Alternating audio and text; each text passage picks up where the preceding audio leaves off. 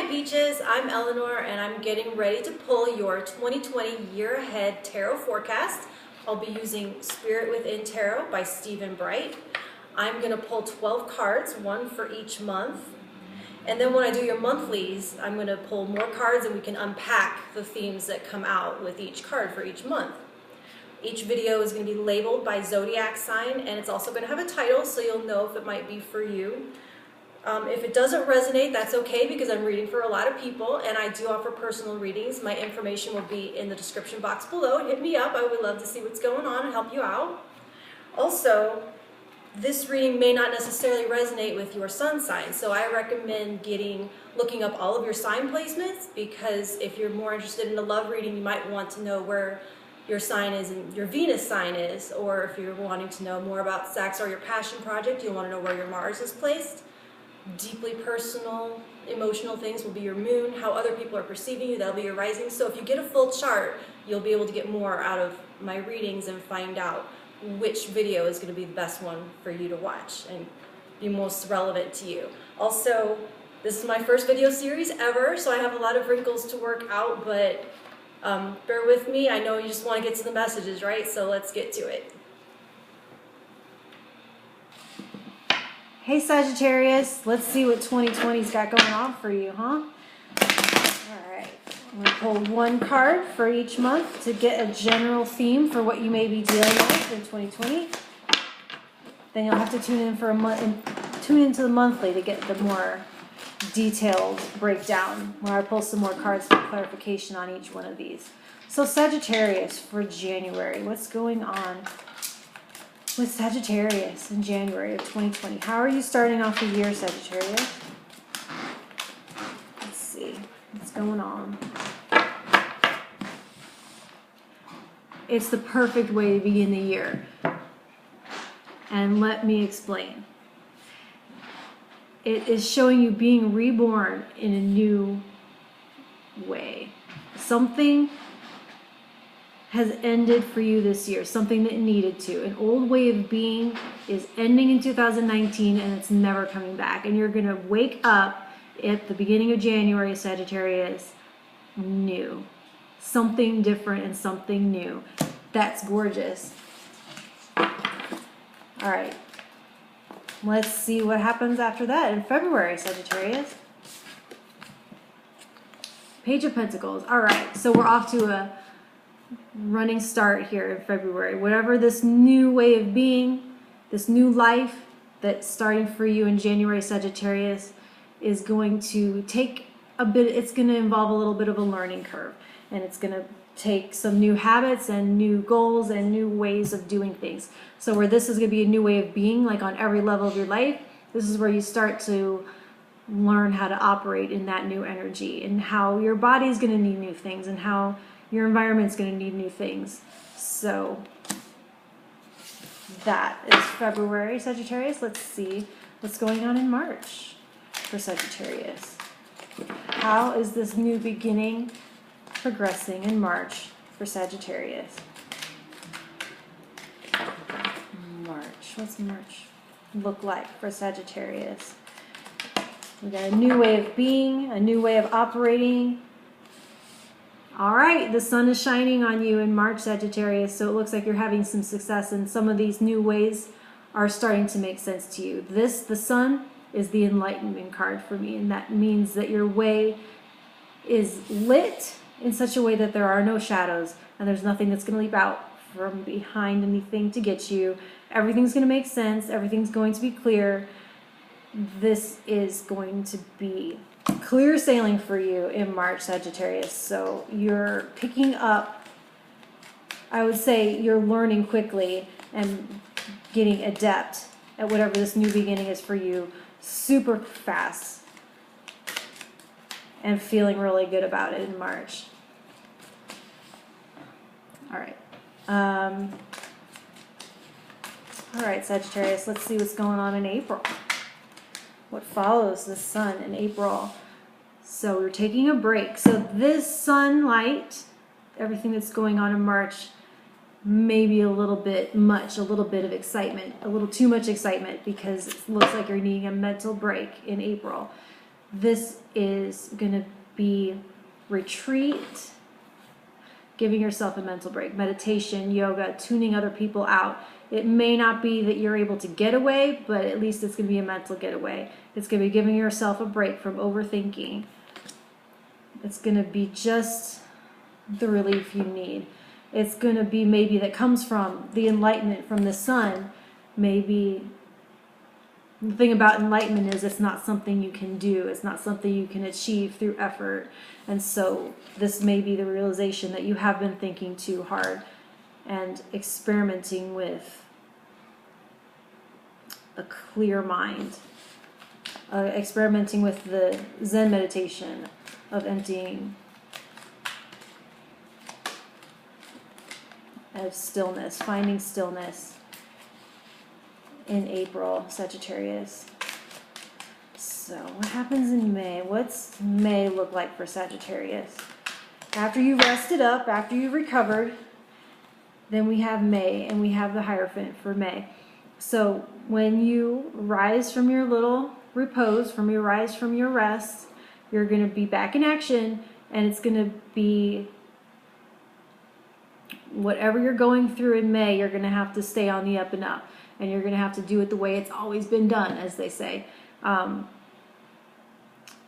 This is going to involve being included in an institution. You're going to have to play it safe, play by the rules, do things the way they've always been done and that others have found success in. And this doesn't have to be, this can be frustrating. People, especially with this brand new start, I think because that this is a brand new start, there's going to be a lot that you don't know, and it's okay to hold on to the sides, as it were, while you learn. It's after you become a master that you get to bend the rules and break new ground. But for May, stick within the rules and stick on the main highway for now. No side roads in May. So for June, it's going to pay off because you're going to be feeling very stable and grounded in June. This that you're starting in February, you're going to be pretty much mastered at by June. And that is when you have been able to move through this rest and been able to stay on the up and up, stay on the main road. You're going to make a beeline. This is going to be like the thing in the airport where you just ride it, but if you walk on it, you go even faster because it's doubling your speed. It's going to take you straight here. It's a little warp, like Mario, going down a little warp tube, right into mastery and ready to get going on the next thing. Okay, Sagittarius. Let's see what's going on in July for you, Sagittarius.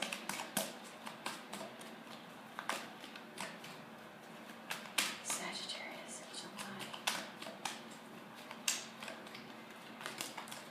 July. Another king. All right. We are Sagittarius. You are very much coming into your power here in the middle of the year, this summer coming up. So where this King of Pentacles, things are starting to make sense as to how to operate in your environment. You're learning how to communicate that. So this may be where you take all of this mastery, all of this learning, everything that has come to make sense here, the truths that have come to you in stillness and silence. You may be extremely capable and able to communicate them to others in July, Sagittarius. Others are going to be able to hear you. You're going to be able to get your point across. You're going to be feeling... everything you say is going to make sense to people. It's not going to sound like... it's not going to sound like a bunch of nonsense that people can't grasp. You're going to be able to package this in a way that people understand and hear you and want to know more from you and hear more from you. Okay, Sagittarius, in August, the Six of Cups is a beautiful forgiveness energy. It's reconciliation of something from the past. It can be a relationship reconciliation. It can be a person coming back, but it doesn't have to be. It can be you finding peace on something from the past, letting go of something, being reconciled with something, seeing something in a different light, in a way that brings you peace about it. It's something that can be nostalgic and sentimental, and those tend to be things that we're detached from and may feel that have been lost to us for a long time. And here's a way somehow in August where that comes back to you, and you get to recapture some feeling from your past that's been gone and that needed to be brought back for healing and reconciliation and reintegration into your whole. Sagittarius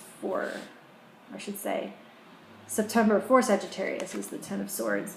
So we have another ending here in September, but this is going to be a relief for it to end. It's going to be an ending of a negative thought cycle to where you've thought and thought and thought, and you've thought your last thought, and you're so ready to drop it. This is where you just have to drop it. You have to drop it, or you're going to create the thing that you've been worrying about. The story that you've been telling over and over, that you've been fearing over and over, you have to let it go and let the universe carry it from here, or you have to accept that you're about to create it if you can't drop it. So the Ten of Swords is an ending, but it's the kind of ending that feels like a giant relief, where you say, okay, I can't figure it out. I've come at it from every angle. I've used every bit of logic. I've done every bit of research. I've talked to everyone I can. I have chewed it to death. I don't get it. So I give up. There's higher intelligence at work here, or I just have to shut this all down, and my intuition is going to have the answer like that. It had it all along, and I was too busy chatting up in my head about it to hear it. So for Sagittarius is going to be looking at what in October? Sagittarius is October. Forward motion. That's right. After you lay this down, after you let it go, then you could be moving again, because whatever this was, the thought process was, it was like a merry-go-round over and over and over with the anxiety and the thoughts and the telling of a story and telling the same story. And you let that story go and you say, all right, I can't control it. I'm just going to get on and see where the ride goes. And that's where your life starts to get in motion again. Both wheels on the ground. You've got a janky wheel, the greasy wheel that's getting the attention or whatever. That's your mind cranking and cranking away, all wonky. And in October, you'll be on the move again, ready to roll, because you're ready to roll with whatever. You've taken the brakes of control. This is you breaking and holding yourself into place, trying to control it. And with the Chariot in October, you're just taking the brakes off and you're like, all right, let's go. Let's roll. Let's roll in October. Okay, Sagittarius, what's going on in November?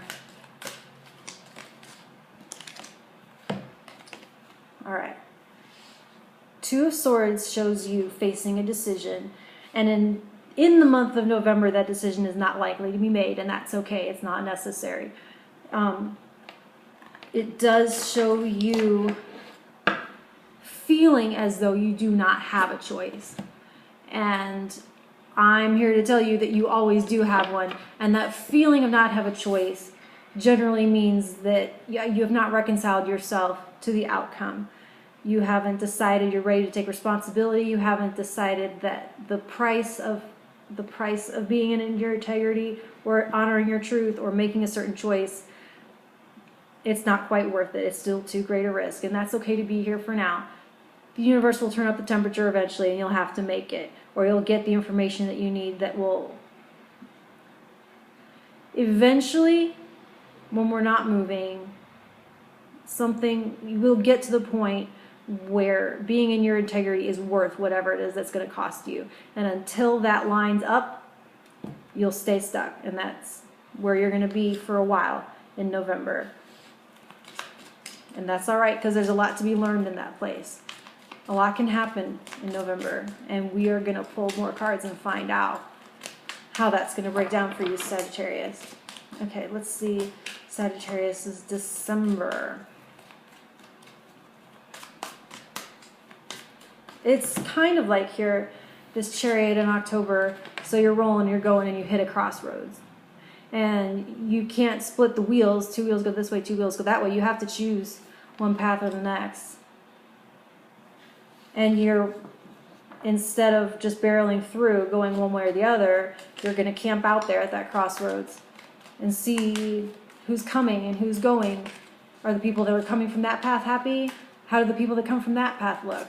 You're assessing and deciding, and that is probably pretty wise, it looks like here, Sagittarius.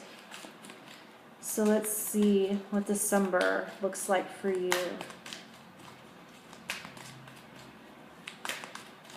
December for Sagittarius.